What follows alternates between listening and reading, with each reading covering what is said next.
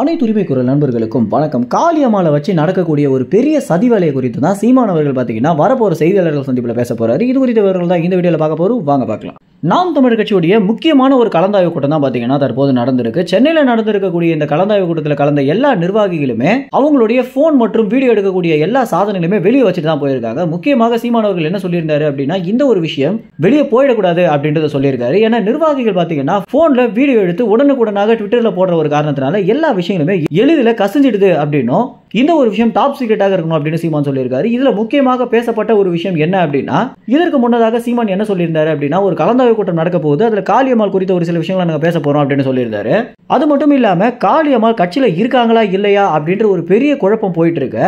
இந்த ஒரு கலந்தாய்வு கூட்டத்தில் முக்கியமாக பேசப்பட்ட ஒரு விஷயம் என்ன அப்படின்றத நிர்வாகிகள் ஒரு சில பேர் பாத்தீங்கன்னா முழுமையாக எங்களை சொல்லக்கூடாது அப்படின்னு தகவல் கொடுத்திருக்காங்க அப்படின்னும், ஆனா முக்கியமாக பேசிய ஒரு விஷயமே என்ன அப்படின்னா, காளியம்மாளை வச்சு ஒரு பெரிய சதி வேலையே நடந்துட்டு இருக்கு அப்படின்ற ஒரு விஷயம் குறித்து தான் அண்ணனை நாங்களும் பேசிட்டு வந்திருக்கோம் அப்படின்னு கூடிய விரைவில் அண்ணனே செய்தியாளர்கள் சந்திப்பில் சொல்லுவாரு அப்படின்னு நிர்வாகிகள் ஒரு சில பேர் பார்த்தீங்கன்னா சொல்லியிருந்தாங்க. ஏன்னா காளியம்மாள் கொஞ்ச நாளாகவே கட்சியில் இருக்காங்களா இல்லையா, ஏன் பொதுக்கூட்டத்தில் பேச மாட்டாங்க, சீமானுக்கும் அவங்களுக்கும் இன்னும் மோதல் போயிட்டு இருக்கா அப்படின்ற பல கேள்விகள் பார்த்தீங்கன்னா மக்கள் மத்தியிலையும் ஏன் நாம் தமிழர் கட்சியுடைய நிர்வாகிகள் மத்தியிலேயே இந்த ஒரு கேள்வி தான் பரவலாக கேட்கப்பட்டு வந்துட்டு இருக்கு. இதற்கு சீமான் எப்படா விடை கொடுப்பாரு அப்படின்னு அனைவருமே காத்துட்டு இருந்த வேலையில நிர்வாகிகளோட ஒரு கலந்தாய்வு கூட்டத்தை உண்டு பண்ணி சில விஷயங்களை முடிவெடுத்த பிறகுதான் சீமான் அவர்கள் அடுத்த செய்தியாளர்கள் சந்திப்பில் இந்த ஒரு விஷயத்தை பேச போறாரு அப்படின்னு எதிர்பார்க்கப்படுது.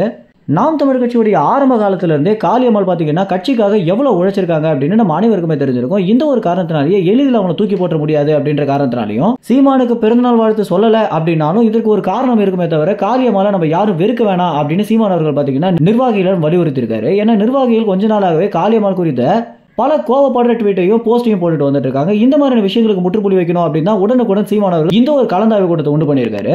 மேலும் இந்த தகவல் குறித்து என்ன நினைக்கிறீங்க அப்படின்ற உங்க கருத்துக்களை கமெண்ட்ஸ்ல தெரிவிங்க. நன்றி, வணக்கம்.